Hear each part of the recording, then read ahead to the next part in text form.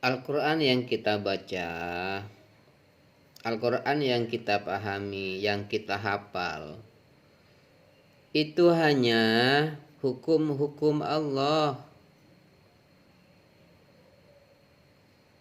Tetapi bagaimana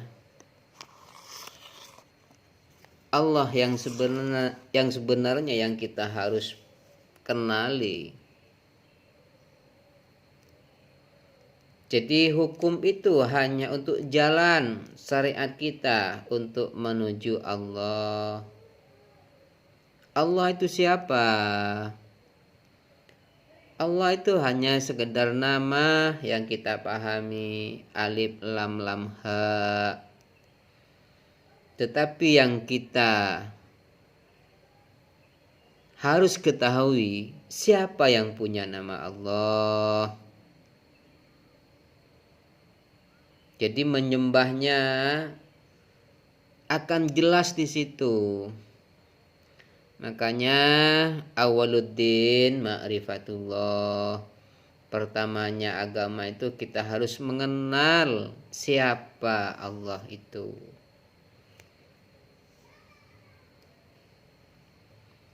Tujuan terakhir kita bagaimana bisa kembali? Tentunya dengan apa bisa kembali? Dengan mempelajari hukum-hukum Allah. Kita sebagai hamba jangan berhenti di dalam mempelajari hukum-hukum Allah. Tapi bagaimana Al-Quran itu bukan hanya sekedar dibaca dan dihafal. Esensi daripada itu semua adalah bagaimana Al-Quran itu bisa menjadi perilaku kita hidup.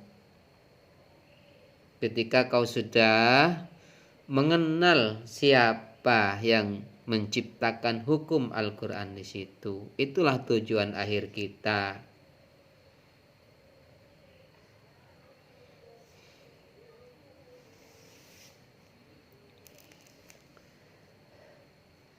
Jadi orang yang beragama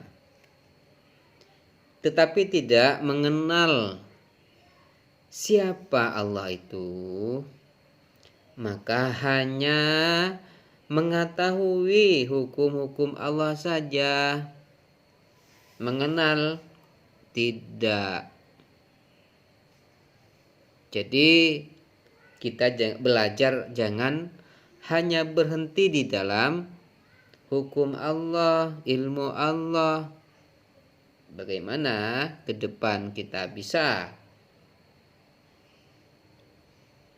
tahu siapa Allah itu yang sebenarnya. Maka disitulah jalan terakhir kita menuju Allah. Membaca hukum Allah, mempelajari hukum Allah, itu masih awal kita melakukan jalan untuk menuju Allah. Itulah syariatnya. Itu tidak salah, saudaraku. Tapi yang terpenting, siapa yang membuat hukum itu? Untuk apa hukum itu diturunkan oleh Allah kepada Nabi Muhammad? Adalah untuk menjadi perilaku kita hidup, agar kau bisa kembali kepada Sang Penciptamu. Begitu saudaraku semua. Wassalamualaikum warahmatullahi wabarakatuh.